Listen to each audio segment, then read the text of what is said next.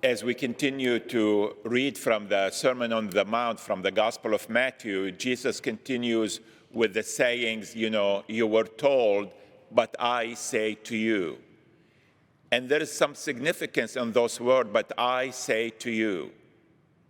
None of the prophets spoke in that way. None of the prophets claimed to be God and telling people what they should do.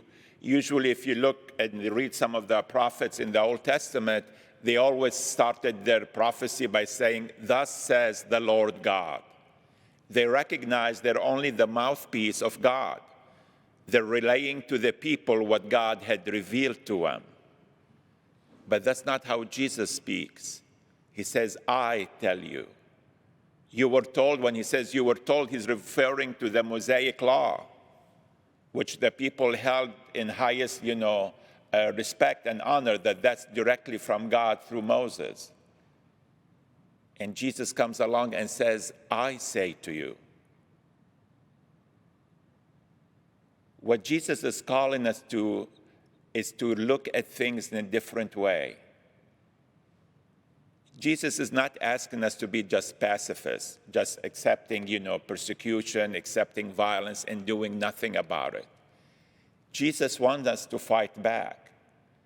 But the way we fight back is not evil with evil, violence with violence, but we fight back with love and with the truth. We stand up for what we believe in. We don't just, go with the flow and join the rest of the world. And I think our first reading, the story of King Ahab and Naboth, is a great example. Just imagine the king and all the power he has, all the riches he has. That was still not enough for him. He wanted this small vineyard that Naboth owned. But Naboth could not let go of it because to him, that's what God has given him as his inheritance. When the Israelites entered the promised land, they divided the land according to each tribe and each tribe according to each family. And those pieces of land were considered as God's gift for them.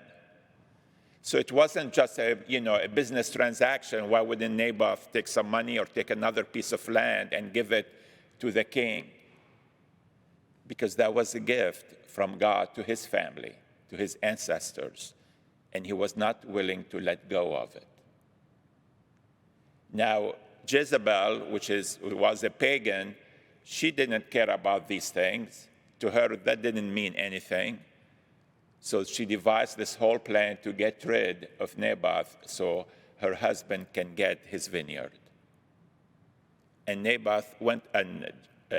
King Ahab went along with it, and he took it over after Jezebel kind of did his dirty work. A lot of times I think we go along with the world, with things of the world, although we say, well, I didn't do it, I didn't cause it, but we participate in it.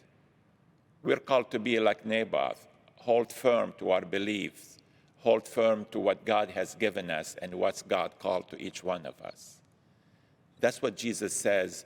Do not, you were told eye for an eye and tooth for a tooth, but I tell you, turn the other cheek.